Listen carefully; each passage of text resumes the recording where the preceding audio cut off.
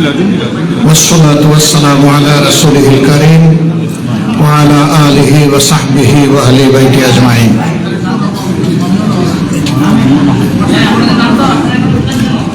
ঐতিহাসিক জুলাই বিপ্লবের স্মৃতিকে ধারণ করে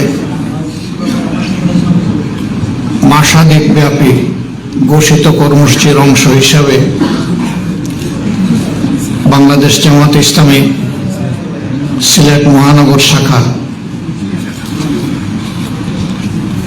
জুলাইয়ের আন্দোলন সংগ্রামে যারা শহীদ হয়েছেন, শহীদ পরিবারের সম্মানিত গর্বিত সদস্যবৃন্দকে নিয়ে এবং লড়াই করতে গিয়ে যারা আহত হয়েছেন, অনেককে পঙ্গুত্ব বরণ করেছেন, তাদের সম্মানে আজকের এই আয়োজন। এই আয়োজনের সম্মানিত সভাপতি, মঞ্চে বসা কেন্দ্রীয়, আঞ্চলিক এবং স্থানীয় দায়িত্বশীল বৃন্দ,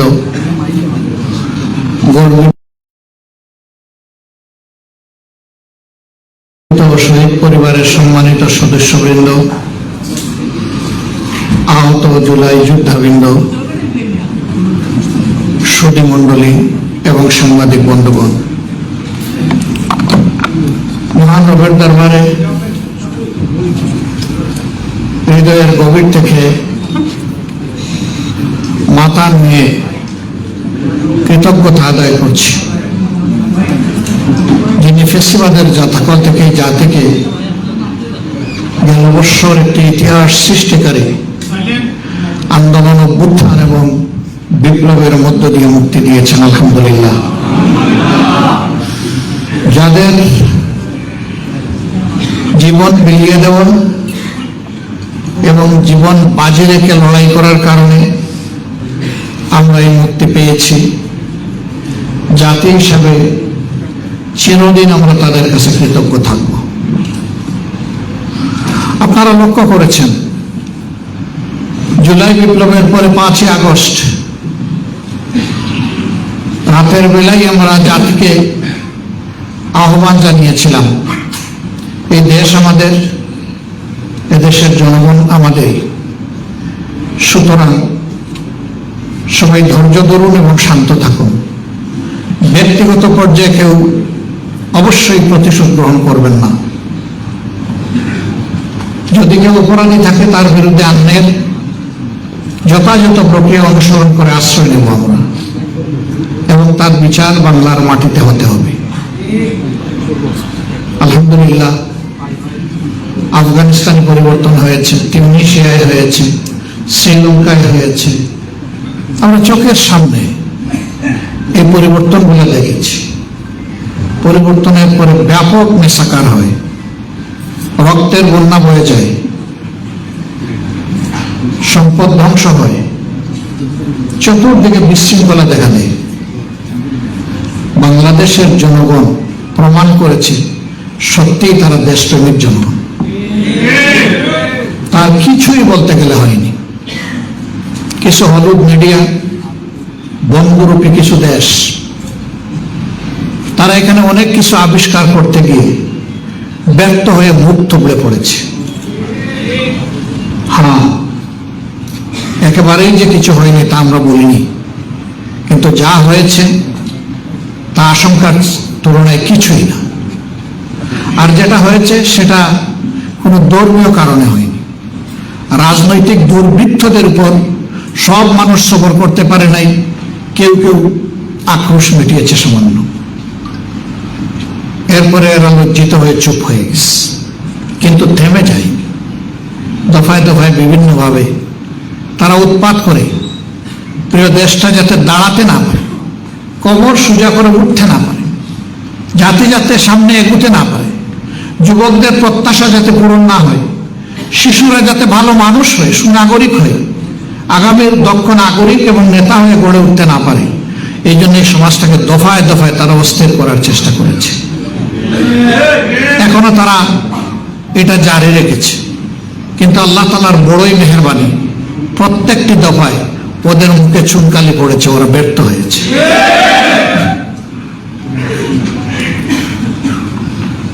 আমরা একটা মুসলিম দল, তবে একমাত্র মুসলিম দল নয়। বাংলাদেশের সবগুলা বিরোধী দল মুসলিম ছিল, আলেম ওলামা মুসলিম ছিলেন, সাংবাদিক বন্ধুরা মুসলিম ছিলেন, সুশীল সমাজের যারা ন্যায়পন্থী সত্য কথা বলতেন সেই সমস্ত মানুষ মুসলিম ছিলেন, এবং সত্যিকার অর্থে 18 কোটি মানুষই মুসলিম ছিল। এরা বিভিন্নভাবে মানুষের উপর জুলুম করেছে, খুন করেছে, গুম করেছে, মামলা হামলা করেছে, বাড়িঘর বোল্ডোজার দিয়ে ভেঙে দিয়েছে। বাংলাদেশ জামাতে ইসলামী সবগুলা কার্যালয় কার্যত সিলগালা করে রেখেছে, নিবন্ধন আমাদের কেড়ে নিয়েছে, প্রতীক আমাদের খেয়ে ফেলেছে, শেষ পর্যন্ত দিশাহারা হয়ে আমাদেরকে নিষিদ্ধ ঘোষণা করেছে। এটা আর কারো ব্যাপার, এগুলো শুধু আমাদের ব্যাপার।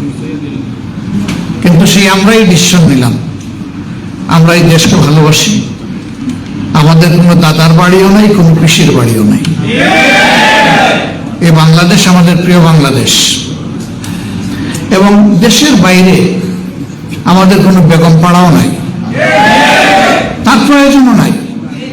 আল্লাহ তাআলা এখানে আমাদেরকে পয়দা করেছেন, এদেশের মানুষকে নিয়ে আমরা বাঁচতে চাই মর্যাদার সাথে। এই মর্যাদা হরণ করা হয়েছিল, ফিরিয়ে আনার জন্য লড়াকু সহযোদ্ধারাই কাজ করেছেন।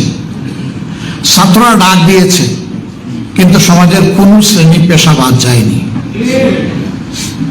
আমরা অগ্রাধিকার হিসাবে এই অভ্যুত্থান বা বিপ্লবের পরপরই আমরা ছুটে যাওয়ার চেষ্টা করেছি শহীদ পরিবারগুলোর কাছে, তাদেরকে সান্ত্বনা দিতে, তাদের পাশে দাঁড়ানোর সেই আকাঙ্ক্ষা ব্যক্ত করতে এবং তাদেরকে সাহস যোগাতে যে ঘুরে দাঁড়াতে হবে, এই দেশকে গড়তে হবে।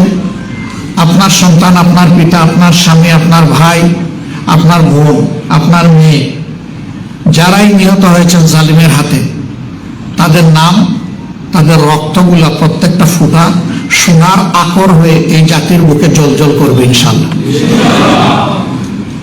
আপনারা ভেঙে পড়বেন না, আমরা আপনাদের সাথে আছি।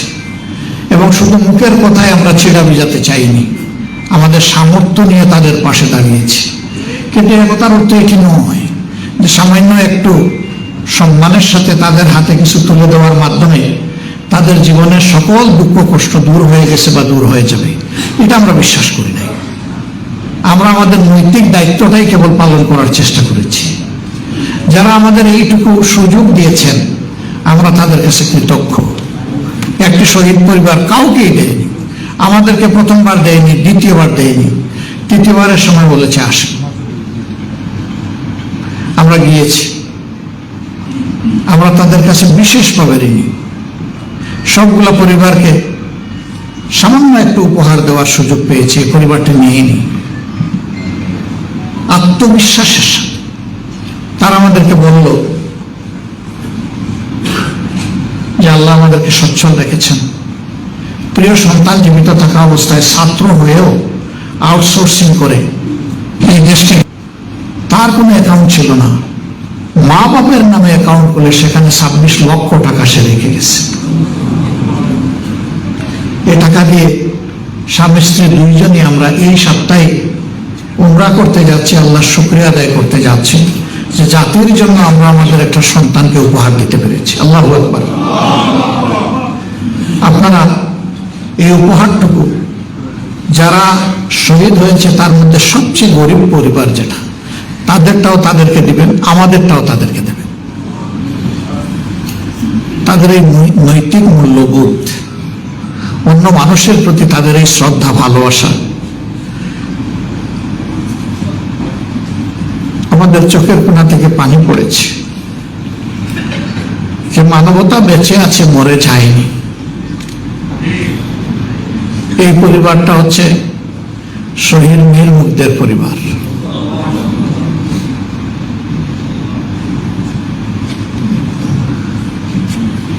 একটা একটা করে যখন শহীদ পরিবারের কাছে যেতে লাগলাম, শেষ পর্যন্ত হিসাবের খাতায় দেখলাম দিন আনে দিন খায় যারা শহীদ হয়েছেন তাদের মধ্যে 70% সেই মানুষগুলো শ্রমিক, খেটে খাওয়া মানুষ। তা তাদের কোনো সম্পদ ছিল না দেশের জন্য খরচ করার, আল্লাহর দেওয়া একটা পবিত্র জীবন ছিল, সেটাই আল্লাহ তাআলাকে তারা দিয়ে দিয়েছে। আল্লাহু আকবার। আমরা দল হিসাবে তাদের কাছে কৃতজ্ঞ, জাতির একজন নাগরিক হিসাবে কৃতজ্ঞ। আমরা তাদেরকে বলেছি এই আশা আমাদের শুরু, এটা শেষ নয়। আপনাদের সাথে আমাদের সম্পর্ক নিয়মিত থাকবে ইনশাআল্লাহ। আমরা তাদেরকে এটাও বলেছি আপনাদের সাংসারিক জীবনের কোনো বাঁকে যদি আপনারা প্রয়োজন ফিল করেন, দেরি না করে, ইতস্তত না করে একটু আমাদেরকে স্মরণ করবেন। আপনাদের যোগাযোগ করতে দেরি হতে পারে, খবর পেতে পাওয়ার পরে আমাদের আসতে দেরি হবে না ইনশাআল্লাহ, আমরা আসব। আপনাদের সুখের সময় আমাদেরকে স্মরণ করলে ভালো, না করলে কোনো অসুবিধা নেই, কিন্তু আপনাদের দুঃখের সময় যেন মেহরবানি করে আমাদেরকে একটু স্মরণ করেন, যাতে এই দুঃখের ভাগটা আমরাও নিতে পারি। এই শহীদ পরিবারগুলো আল্লাহ তাআলার দরবারে দুনিয়া এবং আখিরাতে মর্যাদা লাভ করুক, সীমাহীন মর্যাদা লাভ করুক, আল্লাহর দরবারে এটা দোয়া করি।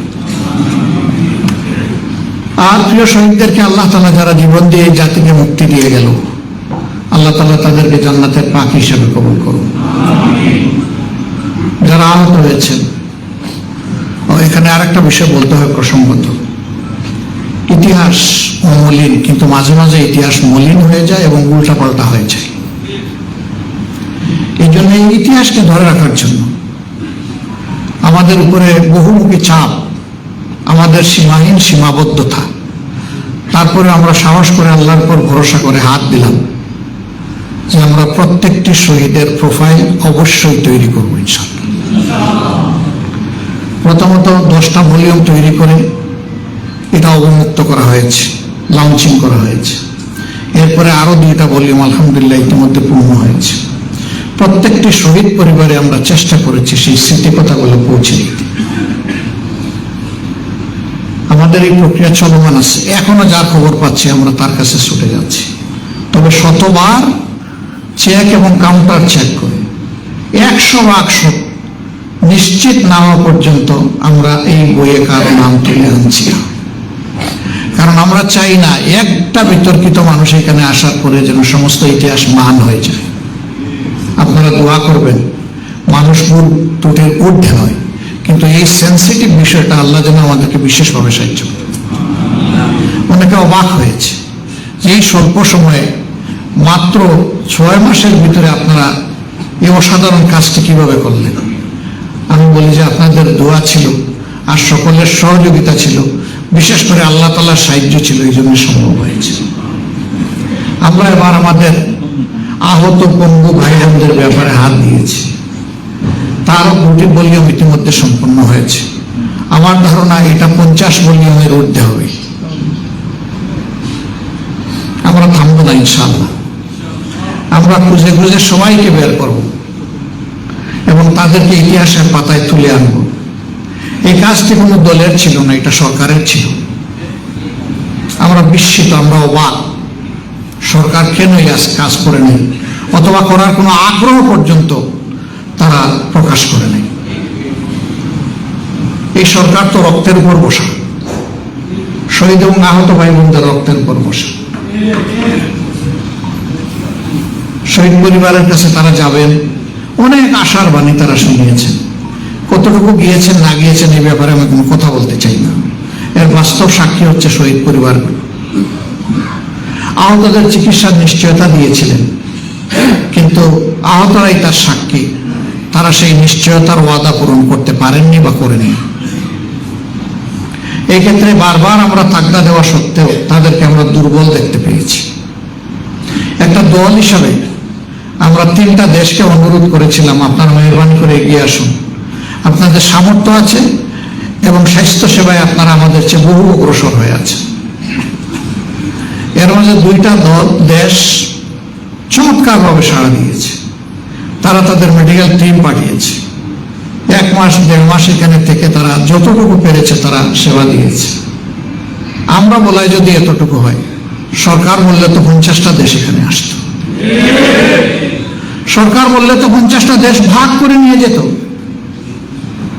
যারা চোখ হারিয়ে অন্ধ, এক চোখ নষ্ট হয়েছে, আরেক চোখ তার ঝুঁকিতে পড়েছে, অন্তত তার বেঁচে যাওয়া চোখটা তো সুস্থ হয়ে উঠত।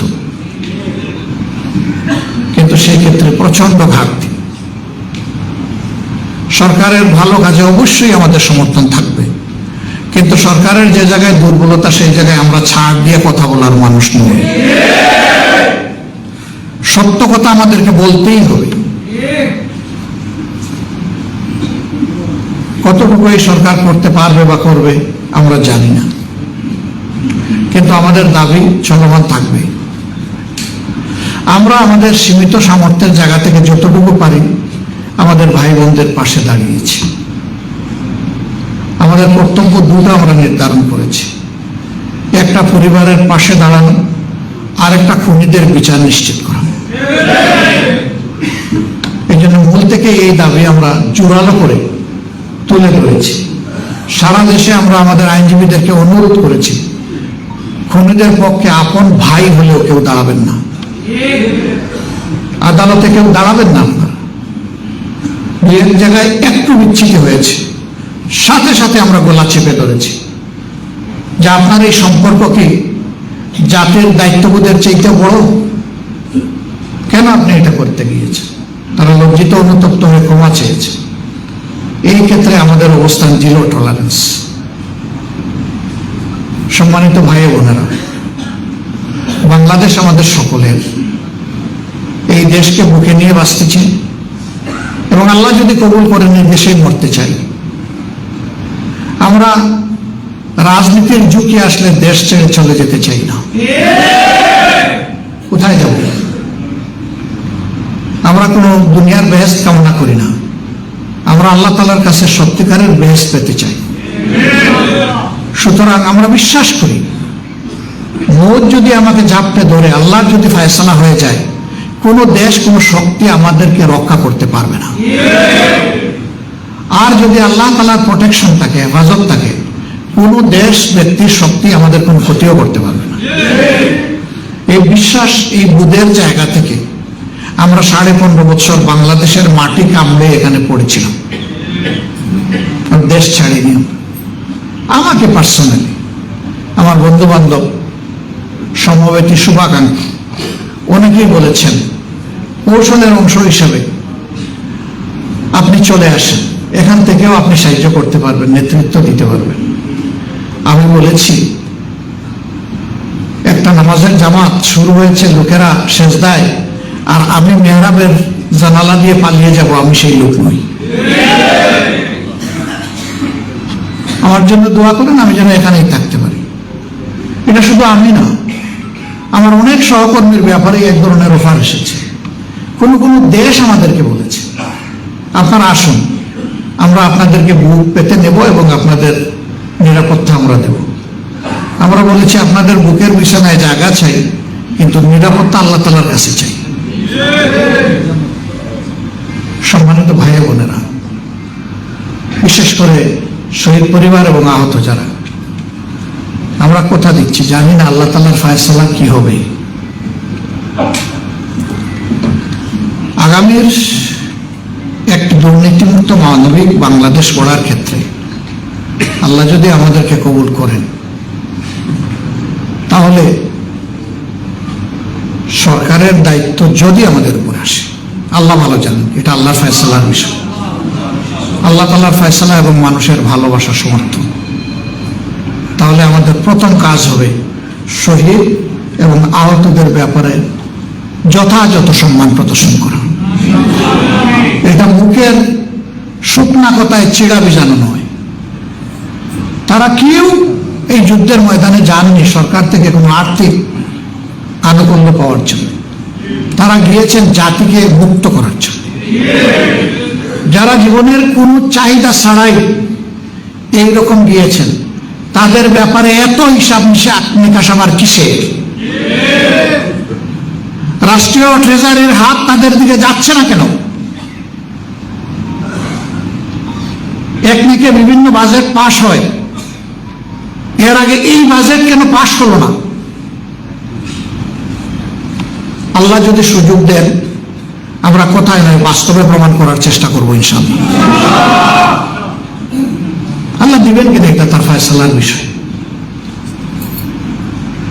কেন এই শহীদরা লড়াই করেছে? শুধু কি আওয়ামী লীগকে বিদায় করার জন্য? বরঞ্চ দেশটাকে জুলুম মুক্ত করার জন্য, আবর্জনা মুক্ত করার জন্য। তাহলে দেশ কি জুলুম মুক্ত হয়ে গিয়েছে? দেশে কি এখন কোনো অন্যায় অপরাধ হচ্ছে না? দেশে কি এখন খুন খারাপে হয় না? আমার মায়ের ইজ্জত লুণ্ঠন হয় না? শিশুদের জীবন কি অনিরাপদ নয়? কর্মস্থলে শ্রমিকরা কি তাদের জীবনের এবং কর্মের নিশ্চয়তা পেয়েছে? পায় নাই। আল্লাহর কসম, আমাদের রাজনীতি এই জন্য নয় যে আমরা ক্ষমতার তক্তে বসে, চেয়ারে বসে বাংলাদেশের কোন সম্পদ কিভাবে নিজের এবং শ্বশুর পরিবারের আয়ত্ত করা যায় সেই চেষ্টা করব। এই রাজনীতি আমরা করবো না ইনশাআল্লাহ। আমি আমার সহকর্মীদেরকে সাফ জানিয়ে দিয়েছি, আগামীর রাজনীতিতে বাংলাদেশ জামাতে ইসলামের দায়িত্ব হবে নিজের বাবার সম্পত্তি এবং নিজের সম্পত্তি থেকে জনগণের জন্য খরচ করা। যারা সামাজিক দায়িত্বে নির্বাচিত হবেন তারা আগে দলের কাছে তাদের সম্পদ বিবরণী জমা দেবেন, তারপরে দেশের কাছে জমা দেবেন। প্রতি বছর এই বিবরণী দিবেন, আমরা যাচাই বাছাই করে দেখবো আপনার হালত কি দাঁড়িয়েছে। এবং শুধু তাই না, 18 কোটি মানুষের চোখ থাকবে আপনারা কিভাবে কোথায় কি করেন না করেন। আর আল্লাহ তাআলার ফেরেশতাদের চোখ থাকবে নির্ভুল চোখ। সেটা নিয়ে আগামীর দুর্নীতিমুক্ত বাংলাদেশ আমরা গঠন করার অঙ্গীকার ব্যক্ত করেছি। আলহামদুলিল্লাহ, মানুষের সমাজে সংগঠনে কিছু অল্প ভুল থাকতেই পারে, আমরা ভুলের ঊর্ধ্বে নই, কিন্তু দুর্নীতি আমাদের সংস্কৃতি নয়, চাঁদাবাজি আমাদের সংস্কৃতি নয়, দখলদারি আমাদের সংস্কৃতি নয়, মানুষের ইজ্জতের উপর হাত দেওয়া আমাদের সংস্কৃতি নয়। যে দল তার কর্মীদেরকে এইভাবে গড়ে তুলতে পেরেছে, সেই দলের হাতে দেশ আসলে ইনশাআল্লাহ দেশকেও গড়ে তুলতে পারবে। যেই দল তার নিজের কর্মীদেরকে সামাল দিতে পারছে না বা পারবে না, সেই দলের হাতে বাংলাদেশের একজন মানুষের জীবনও নিরাপদ নয়।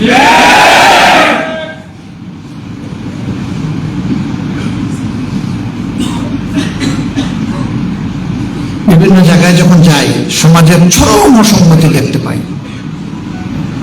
আমাদের এই সিলেট শহর, সিলেটকে ধরে নেওয়া হয় যে বাংলাদেশের মধ্যে সামর্থ্যবান একটা এলাকা আর্থিক দিক থেকে, কিন্তু এখানে কি নিম্ন আয়ের মানুষ নাই? এখানে কি বস্তি নাই? এখানে কি আমাদের পরিচ্ছন্নতা কর্মীদের অস্বাস্থ্যকর পরিবেশ বসবাস করার সেই কুটিরগুলো নাই? এদের কথা কে ভাববে? এদেরকে স্বাভাবিক জীবনে ফিরিয়ে আনার চিন্তাটা কে করবে? এই চিন্তা তো করবে সরকার যারা পরিচালনা করবে তারা। কিন্তু কি দেখতে পাচ্ছি, একটা বস্তিতে একটা সন্তানের জন্ম হচ্ছে অপুষ্টিতে বোকা মায়ের পেট থেকে। দুনিয়া আসার পরে তার একটুখানি যদি স্বাস্থ্য পরিষেবার প্রয়োজন হয়, তার সামর্থ্য নাই, সেইটা নিতে পারে না। সরকারি হাসপাতালে গেলে মিনিমাম চাহিদা পূরণ করা হয় না। আবার সেখানেও বহু ধরনের অনিয়ম এবং কারসাজি আছে। অনাদরে, অবহেলায়, অযত্নে এবং অপুষ্টিতে যে সন্তান বেড়ে ওঠে, সেই সন্তানের বেঁচে থাকাই যেখানে চ্যালেঞ্জ, তার শিক্ষাটা দিবে কে? ফলে সে শিক্ষার আলো থেকে থাকে বঞ্চিত। একটা সময় অপরাধ জগতের ডন যারা, এদের কুনজর পড়ে এদের দিকে, তখন এদেরকে টানে, এদেরকে প্রথমে মাদক বহনকারী বানায়, তারপরে সেবনকারী বানায়, তারপরে বিক্রেতা বানায়, এরপরে জমি দখলকারী বানায়, এরপরে একটা সময় তার হাতে অস্ত্র তুলে দেয়। এই ওনাদের অবহেলায় বেড়ে ওঠা সন্তান যখন তাকায় দেখে ঘর থেকে বের হয়ে, ওরে বাবা, আমার মাথার উপর তো 17 তলা,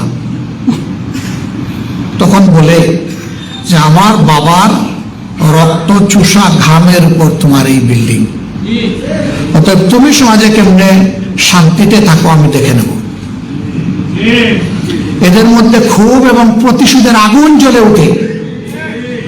আপনি এদেরকে অপরাধী বলে ঘৃণা করবেন, আপনার কোনো অধিকার নেই, কারণ তাকে ভালো মানুষ বানানোর যেহেতু আপনি কোনো দায়িত্ব নেননি, কাজেই আপনাকে আজকে এই দুঃখ কষ্ট এই পরিণতি ভোগ করতেই হবে। তার মানে এটা নয় যে আমি অপরাধকে সমর্থন করছি। আমি বলছি যে অপরাধ কেন হয়। একটা দেশ এবং একটা সরকার যখন এইটুকু উপলব্ধি করবে, তখন আর কোনো মায়ের সন্তান অবহেলিত থাকবে না ইনশাআল্লাহ। এখানে আল্লাহ আমাদেরকে সুযোগ দিলে এখান থেকে আমাদের কাজ শুরু। সমাজকে আজকের যে শিশু, কাজকেই তো সে কিছু দিবে, তারা এখন থেকে ইনশাআল্লাহ ভালো মানুষ হিসেবে গড়ে ওঠার জন্য ন্যূনতম যে সাপোর্টটা দরকার সেটা দিতে হবে, দেওয়া হবে ইনশাআল্লাহ। চা বাগানের শ্রমিক, সিলেট তো চা বাগান সমৃদ্ধ এলাকা, আমি তাদের সাথে বসেছি। এদের আসলে মুখের দিকে তাকানোই যায় না, এরা কি মানুষ নয়? তাদের কি সম্মানজনকভাবে বেঁচে থাকার কোনো অধিকার নেই? অবশ্যই আছে। কিন্তু যখন তারা তাদের ন্যায্য দাবিতে কোনো কিছু করে বলে, আন্দোলন করে, সরকার তখন পুলিশ দিয়ে সাহায্য করে আর তাদেরকে মালিকের উপরে চাপায় দেয়। এরা কি মালিকের নাগরিক না এই দেশের নাগরিক? যদি দেশের নাগরিক হিসাবে সরকার আমার পিছনে টাকা পয়সা খরচ করে, তাহলে চা বাগানের শ্রমিক আমার ভাই এবং বোনের পিছনে টাকা পয়সা খরচ করবে না কেন? তাকে শুধু মালিকের দিকে ঠেলে দেওয়া হবে কেন? এইভাবে মালিকের দিকে ঠেলে দিলে তো তারও সেই সাম্রাজ্য ভেঙে পড়বে, সে তো সামাল দিতে পারবে না। আমাদের চা শিল্প এর জন্য এখন রুগ্ন শিল্পে পরিণত হয়েছে, অথচ স্বাধীনতা পূর্ব বাংলাদেশে এটি ছিল আমাদের প্রধান রপ্তানি পণ্য। আজকে কেন এই অবস্থা হলো? এই অবস্থা হয়েছে ওই সমস্ত যন্ত্রণাগুলো মিলে এবং দায়িত্বহীন সরকারি অব্যবস্থাপনার কারণে। পৃষ্ঠপোষকতা নাই, ব্র্যান্ডিং এর কোনো চিন্তা নাই, এটাকে জাগিয়ে তোলার, সামনে এগিয়ে নেওয়ার কোনো চিন্তা নেই।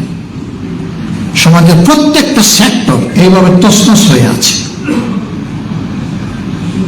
যেখানে আপনি চোখ ফেলবেন, আপনি যদি একজন হৃদয়বান নাগরিক হয়ে থাকেন, সব জায়গায় দেখবেন অসঙ্গতি, সব জায়গায় সিন্ডিকেটের কবলে পড়ে সাধারণ জীবনে মানুষের জীবন অতিষ্ঠ। এই যে সাধারণ জিনিসপত্রের যে মূল্য, দ্রব্য মূল্য, যেটা যদি সিন্ডিকেট বন্ধ হয়ে যায়, মিনিমাম 40% দাম অটোমেটিক্যালি কমে যাবে। তাহলে যারা সিন্ডিকেট করে, যারা চাঁদাবাজি করে জিনিসপত্রের দাম বাড়ায়, তারা আসলে ভিক্ষুকের চাইতে আরো নিকৃষ্ট। আরে ভাই, ভিক্ষা তো হারাম না, ভিক্ষা তো হালাল। দায়ে থেকে আপনি ভিক্ষা করলে আল্লাহ তো সেই সুযোগ দিয়েছেন, এটা হালাল তো। যদি ওরকম পেটের অবস্থা দাঁড়িয়ে যায়, আপনি ভিক্ষা করেন। কিন্তু আপনি সিন্ডিকেশন কেন করবেন? আপনি কেন চাঁদাবাজি করবেন? এটা আমি কোনো দলকে নির্দিষ্ট করে বলছি না, এরকম চরিত্র যে সমস্ত ব্যক্তির, আমি তাদেরকে বলছি।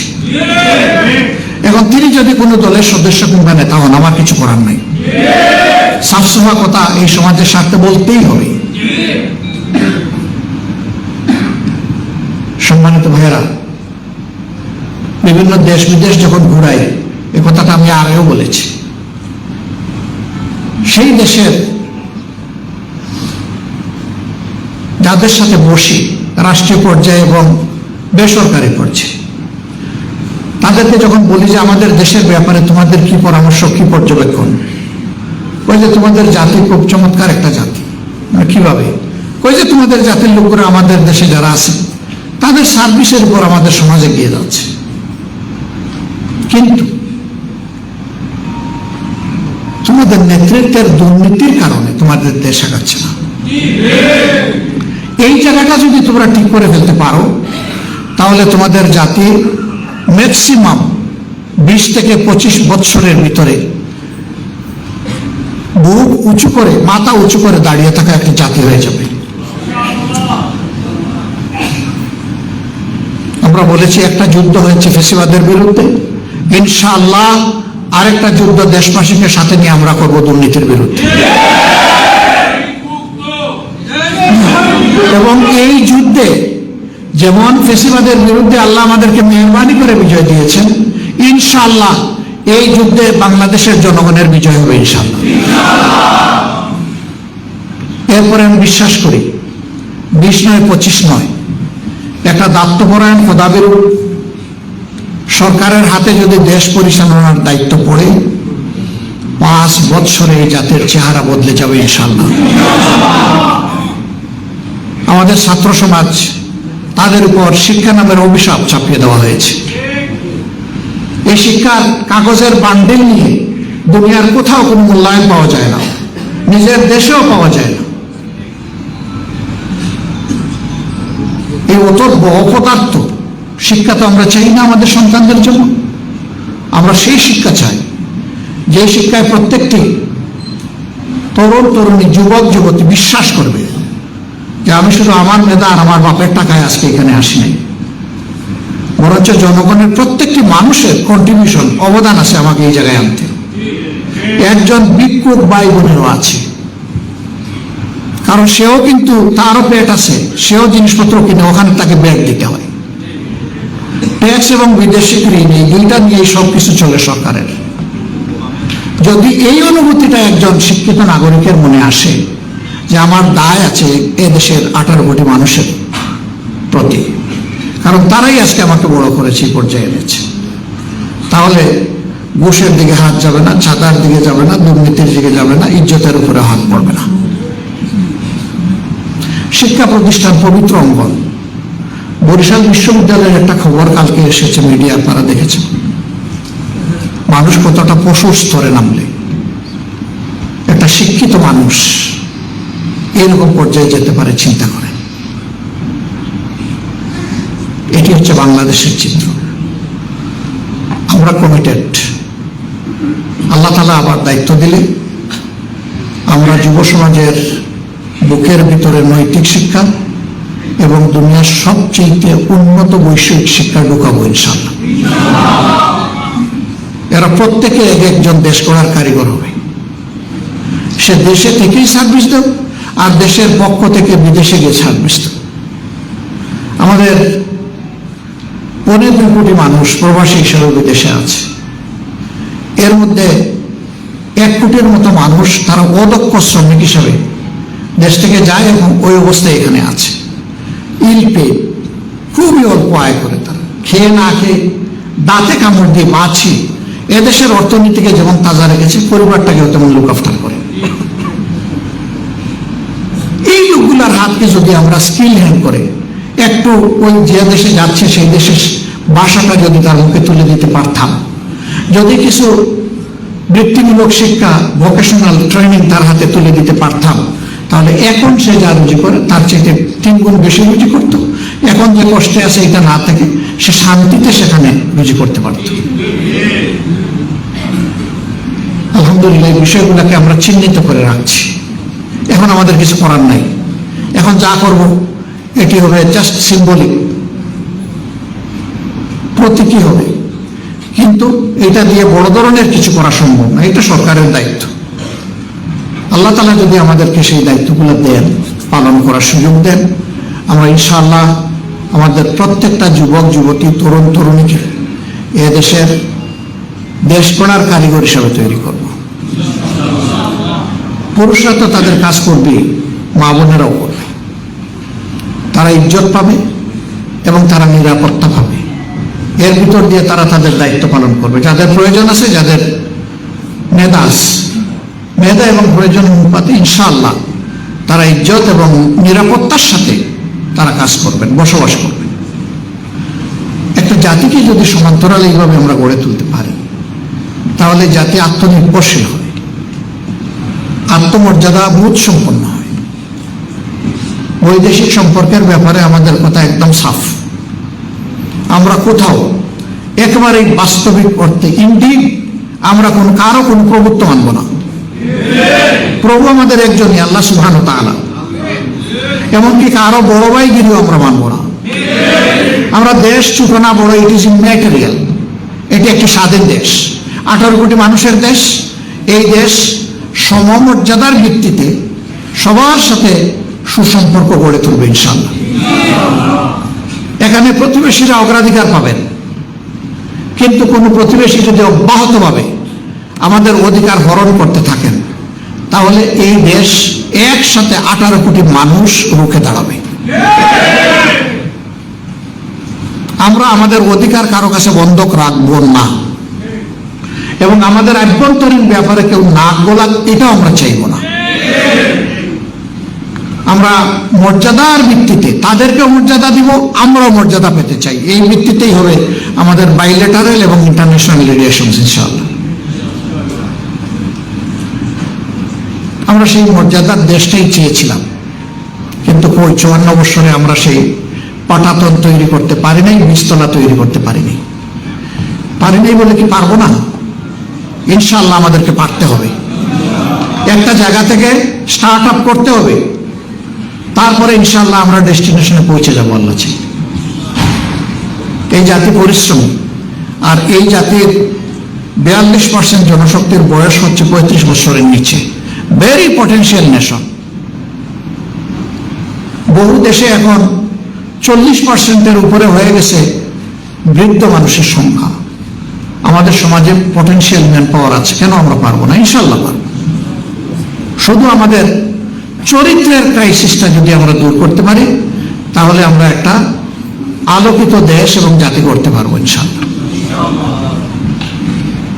সম্মানিত ভাইয়েরা, আপনারা দোয়া করবেন জামাত ইসলামের জন্য। আমি সেদিন বক্তৃতা দিতে গিয়ে 2বার জ্ঞান হারিয়েছি। প্রথমবার হারানোর পরে, দ্বিতীয়বার জ্ঞান ফিরে পাওয়ার পরে আমি চিন্তা করেছি যে আমার উপর যে দায়িত্ব, আমি জাতিকে এটা সমঝাবো, কথা আমি বলবো, আল্লাহ যেন আমাকে তৌফিক দেন। তৃতীয়বার চেষ্টা করলাম, আবার পড়ে গেলাম, চোখ অন্ধকার হয়ে আসে, মাথা ঘুরতে থাকে। এরপরে যখন আমি বসলাম, তখন আমার সহকর্মীরা বারবার আমাকে অনুরোধ করেছেন, আপনি আর কথা বলবেন না। আমি বলেছিলাম, আল্লাহ যতক্ষণ আমাকে জীবিত রাখবেন, কথা আমাকে বলতেই হবে ইনশাআল্লাহ। লড়াই আমরা চালিয়ে যাব মানুষের মুক্তির জন্য যত সময় পর্যন্ত আল্লাহ আমাদেরকে হায়াত দিয়েছে। আমরা থামবো না ইনশাআল্লাহ। হ্যাঁ, জামাতে ইসলামী একাই দেশ বদলাতে পারবে না, করতে পারবে না। এখানে সারা দেশবাসীর সহযোগিতা আমাদের প্রয়োজন হবে। সকল দল মতের ধর্মের মানুষের সহযোগিতা আমাদের প্রয়োজন হবে। আমরা মানুষকে মানুষ হিসেবে দেখার পক্ষে, সম্মান দিয়ে দেখার পক্ষে, সকল মানুষের প্রতি ভালোবাসা অন্তরে ধারণ করার পক্ষে। আমরা নিজেদের অবস্থান থেকে দায়িত্বহীনভাবে সমাজের সকল শ্রেণী পেশার মানুষকে এই মেসেজ, এই বার্তা দিতে চাই, সততা, স্বচ্ছতা, দেশপ্রেমের পথে আমরা চলব, অবিরত খরস্রোতা নদী হয়ে ইনশাআল্লাহ।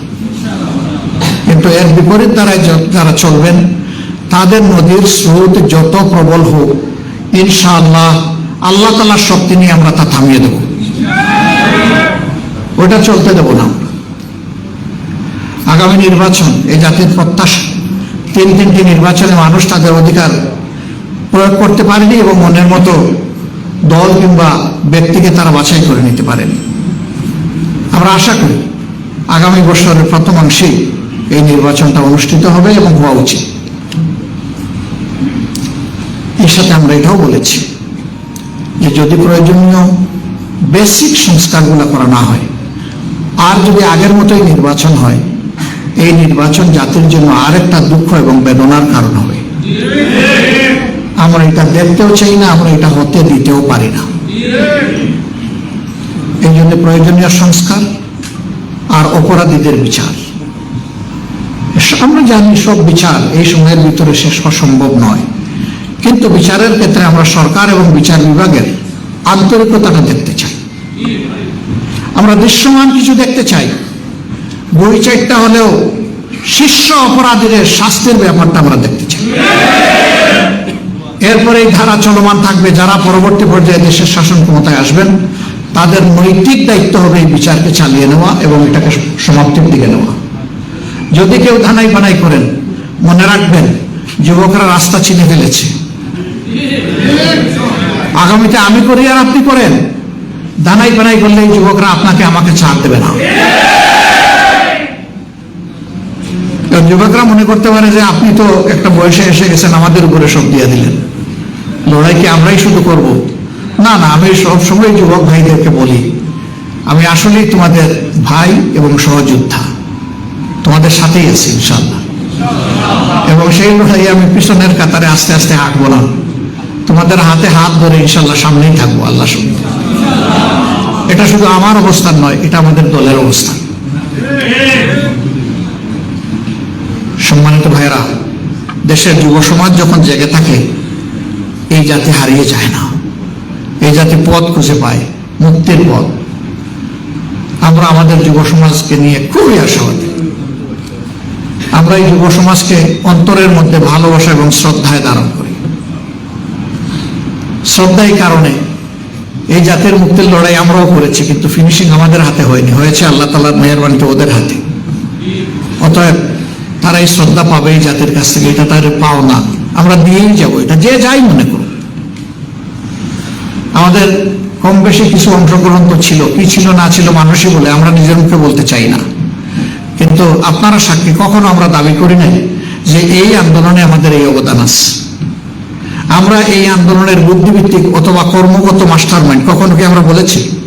নেভার। আমরা বরঞ্চ এটাকে অস্বীকার করেছি যে যদি একজনকে দুইজনকে মাস্টার মাইন্ড বলেন তাহলে বাকিদেরকে তো আন্ডারমাইন্ড করা হবে। আমরা তো কাউকে আন্ডারমাইন্ড করতে চাই না, আমরা প্রত্যেক যোদ্ধাকেই সম্মান জানাতে চাই এবং কালেকটিভলি সকল যোদ্ধারাই হচ্ছেন আমাদের মাস্টার মাইন্ড, কোনো একক ব্যক্তি নন। ইনশাআল্লাহ আমাদের লড়াই চলবে, সাথে এই সাংবাদিক বন্ধুদেরকে আমরা পাবো আশা করি চলার পথে। আমাদের সব কথা সবার পছন্দ নাও হইতে পারে এবং সব কথা সঠিক নাও হইতে পারে। যদি বেঠিক কোনো কথা বলে ফেলি আপনারা দয়া করে আমাদেরকে বলবেন। সমাজের দুইটা সেকশন 4D ডাইমেনশনে দেখে। একটা রাজনীতিবিদ, তাদেরকে সমাজের সব দিকে চোখ রাখতে হয়, আর একটা সমাজের দর্পণ মিডিয়া, তাদেরকেও সব দিকে চোখ রাখতে হয়। এবং এই দুই ফোর্সের যখন যথাযথ প্রপার কম্বিনেশন হয়, সম্মিলন ঘটে, তখন একটা সমাজকে কেউ আর আটকায় রাখতে পারে না, এটা দুর্বার গতিতে সামনের দিকে এগিয়ে যায়।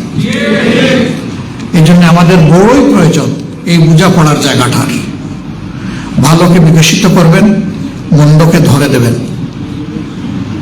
যাদের কপাল ভালো তারা সংশোধন করবে এখান থেকে শিক্ষা নিয়ে, যাদের কপাল খারাপ তারা আরো বেঁকে বসবে এবং ধ্বংস হবে। আমরা সৃষ্টির পথে আগাতে চাই, ধ্বংসের পথ থেকে আমরাও বাঁচি, জাতীয় বাঁচি, আল্লাহর কাছে সেই তৌফিক চাই। প্রিয় শহীদ পরিবার এবং আহত ভাইয়েরা, বোনেরা, আপনারা আমাদেরকে ক্ষমা করে দেবেন। অনেক দায়িত্ব আপনাদের প্রতি, স্রেফ খুশি করার জন্য এই কথা বলছি না, আল্লাহকে সাক্ষী রেখে হৃদয়ের গভীর থেকে বলছি। আমার বিবেক বলে এই দায়িত্ব আমরা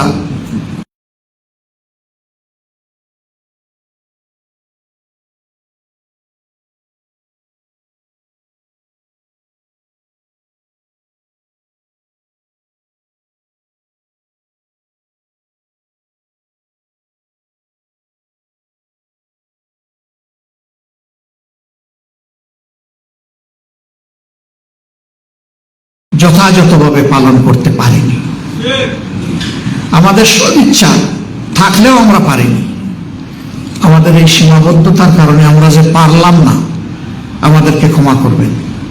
কিন্তু আগামী দিনের অঙ্গীকার পূরণে আমরা যাতে পারি, সেই জন্য আমাদের দিন আগে একটা হৃদয় বিদারক ঘটনা ঘটেছে মাইলস্টোন স্কুল অ্যান্ড কলেজের উপরে।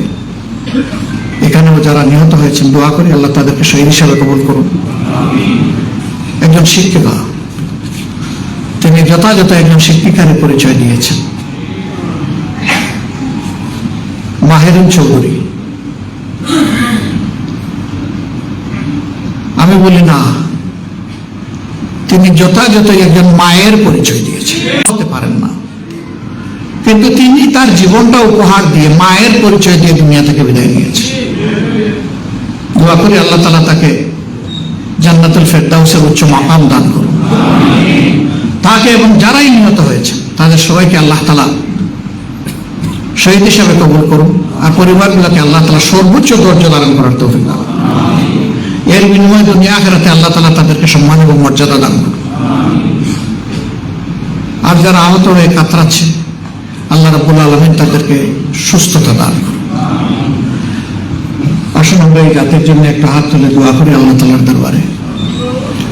আল্লাহ যেন আমাদের প্রতি রহম করেন, আল্লাহ যেন এই দেশবাসীর উপর শান্তির ফয়সালা দান করেন, আল্লাহ যেন এই দেশকে আগামী দিনের যে কোনো ধরনের ঝুঁকি, চ্যালেঞ্জ এবং ধ্বংস হওয়ার হাত থেকে আল্লাহ যেন রক্ষা করেন। আল্লাহুম্মা সাল্লি আলা মুহাম্মাদিন ওয়া আলা আলি মুহাম্মাদ কামা সাল্লাইতা ওয়া সাল্লামতা ওয়া বারাকতা আলা ইব্রাহিম ওয়া আলা আলি ইব্রাহিম ইন্নাকা হামিদুম মাজিদ। আল্লাহুম্মা বারিক আলা মুহাম্মাদিন ওয়া আলা আলি মুহাম্মাদ কামা বারাকতা আলা ইব্রাহিম ওয়া আলা আলি ইব্রাহিম ইন্নাকা হামিদুম মাজিদ। আস্তাগফিরুল্লাহ আস্তাগফিরুল্লাহ আস্তাগফিরুল্লাহ আল্লাযী লা ইলাহা ইল্লা হুয়াল হাইয়ুল কাইয়্যুম ওয়া আতুবু ইলাইহি ওয়া লা হাওলা ওয়া লা কুওয়াতা ইল্লা বিল্লাহ। আলহামদুলিল্লাহ আলহামদুলিল্লাহি রাব্বিল আলামিন والصلاة والسلام على رسوله الكريم وعلى آله وصحبه وأهل بيته أجمعين. وربنا ظلمنا أنفسنا وإن لم تغفر وترحمنا لنكونن من الخاسرين. وربنا آتنا في الدنيا حسنة وفي الآخرة حسنة وقنا عذاب النار وقنا عذاب القبر وقنا عذاب يوم الحشر يا رب العالمين। আসমান জমিনের মালিক আল্লাহ, আমরা কিছু গুনাহগার তোমার মেহরবানি নিয়ে একত্রিত হয়েছি। আল্লাহ তুমি আমাদেরকে ক্ষমা করে দাও। আর রব্বুল আলামিন, আমরা যে কথাগুলো বলেছি এর মধ্যে কোনো সীমালঙ্ঘন হলে তুমি ক্ষমা করে দাও, আর যেগুলা সঠিক এগুলার উপর আমাদেরকে আমল করার তৌফিক। আর রব্বুল ইজ্জত, এই জাতির মুক্তির জন্য এ আল্লাহ তোমার যে বান্দারা বান্দিরা জীবন দিয়ে গেছে, আল্লাহ ও আল্লাহ তুমি তাদেরকে জান্নাতের পাখি হিসাবে কবুল করো। আল্লাহ মুহাক্কিক শহীদ হিসাবে কবুল করো। আল্লাহ চোখ হারিয়ে, পা হারিয়ে, হাত হারিয়ে, আল্লাহ আজকে যারা কেবল তোমার রহমতের উপর ভরসা করছে, আল্লাহ এই জিন্দা শহীদ গুলা তুমি অভিভাবক হয়ে যাও। আল্লাহ আল্লাহ এই জাতিকে মন দাও, কৃতজ্ঞতা মন দাও। আমরা যেন তাদের ঋণ পরিশোধ করতে পারি, এই শক্তি আমাদেরকে দাও। আল্লাহ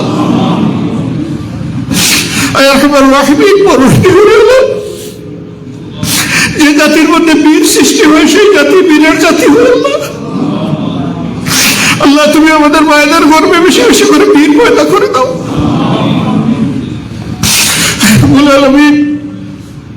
আমাদের স্মরণকালের ইতিহাসে 47, 52, 71, 24 বিভিন্ন ভাগে যারা জীবন দিয়েছেন জাতির জন্য, মানুষের মুক্তির জন্য, আল্লাহ সবগুলো মানুষকে তুমি ক্ষমা করে দাও। আল্লাহ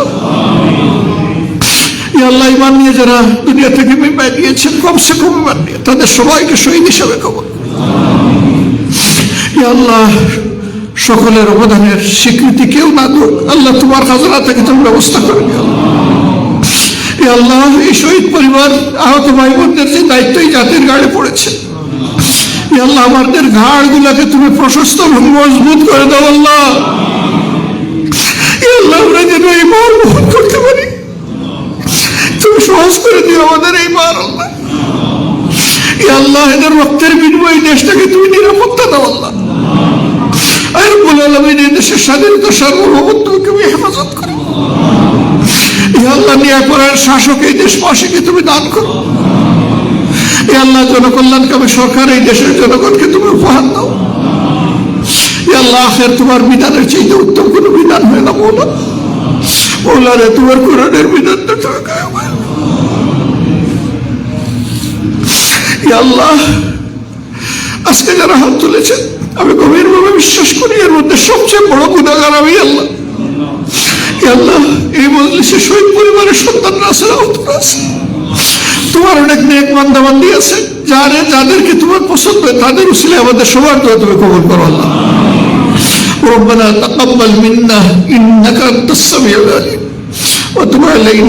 وتب علينا يا مولانا إنك أنت التواب الرحيم سبحان ربك رب العزة عما يصفون وسلام على المرسلين والحمد لله رب العالمين। মিটিং ভাই শেষ হয়নি, সভাপতির কথা আছে, একটু শুনে যাবেন আপনারা। আসসালামু আলাইকুম।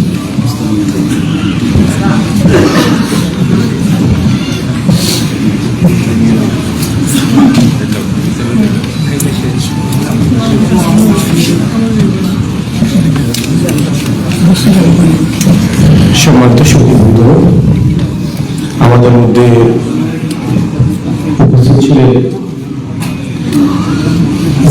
বাংলাদেশের সিলেট মহানগর সমিতির সভাপতি ডক্টর ইমাদুল ইসলাম, আরো উপস্থিত রয়েছেন বাংলাদেশ ইমাম সমিতি সিলেট মহানগর সমিতির সভাপতি হাবিবুল ইসলাম, জেলা সভাপতি মাওলানা হাসান। আমরা যদি তাদের কাছ থেকে বক্তব্য শুনতে পারতাম নিশ্চিত আমরা উপকৃত হতাম। আমরা কষ্ট পেয়েছি ওনাদের কাছ থেকে, আমরা ওনাদের মহামূল্যতে পারিনি। আমরা ধন্য, আমরা কৃতজ্ঞ তাদের প্রতি, আমরা আমাদের এই সমাবেশকে প্রোগ্রামকে সফলভাবে সার্থক করে তুলেছি। সম্মানিত ভাইরা, এরপর যে সভাপতির বক্তব্য নিয়ে আসার জন্য অনুরোধ করেছি বাংলাদেশ জামায়াত ইসলামী কেন্দ্রীয় কর্মী পরিষদের সদস্য, সিলেট মহানগর জামাতের সম্মানিত আমির এবং আজকের এই মহতি আলোচনা সর্বদলের সভাপতি জনাব মোহাম্মদ ফখরুল ইসলাম।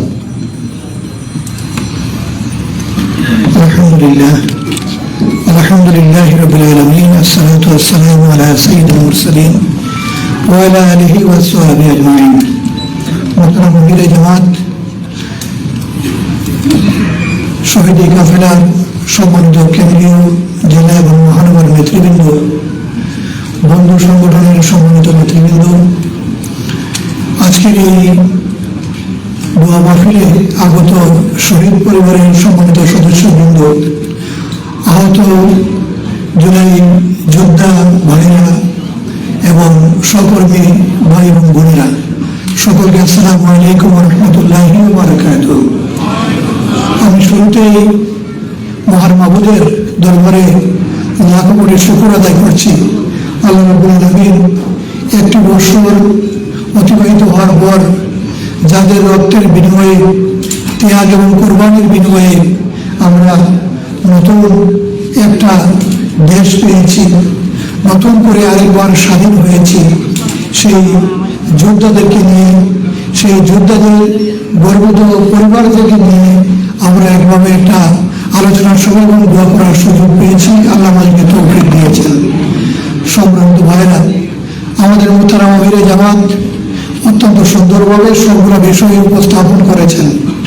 আমরা এই সরকারের কাছে এটাই দাবি জানাই, এখনো পর্যন্ত যারা শহীদের তালিকাভুক্ত হয় নাই, আহত পঙ্গু যারা রয়েছেন, সরকারের যে তালিকায় গেজেটে প্রকাশ করা হয়েছে, যে গেজেটভুক্ত করা হয় নাই, তাদেরকে যেন অনতিবিলম্বে সেই গেজেটভুক্ত করা হয়।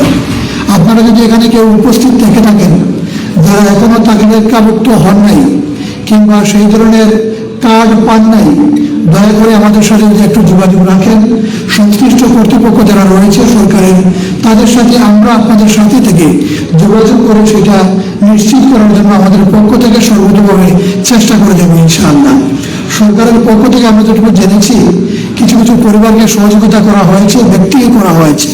আমরা জানি না কে কতটুকু পেয়েছেন, এখানেও যথেষ্ট ঘাটতি আছে, এখানেও কিছুটা অনিয়ম রয়েছে, কিন্তু তারপরেও আমরা এই দাবি জানাবো যারা সত্যিকার অর্থে এখানে রক্ত দিয়েছে, শহীদ হয়েছে, আহত হয়েছে, পঙ্গ হয়েছে, অন্ধ হয়েছে, তারা যেন তাদের ন্যায্য অধিকারটুকু খুঁজে পায়, সম্মানটুকু খুঁজে পায়, এটা আমরা সরকারের কাছে দাবি জানাবো। সম্মানিত ভাইরা, আমাদের আজান হয়ে গিয়েছে, আবারও সকলকে ধন্যবাদ জানাচ্ছি এবং সমাপ্তি ঘোষণা করছি। এর মধ্যে আমাদের সংগঠনে যে সমস্ত শুভাকাঙ্ক্ষীরা রয়েছেন, আমাদের সহকর্মীরা রয়েছেন, আপনারা পিছনের দিকে বের হয়ে যাবেন। আর শহীদ পরিবারের বাইরা এবং আহত পরিবারের বাইরে একটু বসে থাকবেন দয়া করে। এবং সাংবাদিক বন্ধুরা একটু বসে থাকবেন, আপনাদের জন্য শুধুমাত্র সামান্য একটু আমরা আপ্যায়নের ব্যবস্থা করেছি, মেহরবানি করে নিয়ে গেলে আমরা কৃতজ্ঞ হব। আর বাকি আমাদের সংগঠনের যারা আছেন আমরা আগামীতে পাবো ইনশাআল্লাহ, পিছনে দরজা দিয়ে যাবেন, সম্মুখে আসবেন না। সবাইকে ধন্যবাদ। সালামু আলাইকুম রহমতুল্লাহ।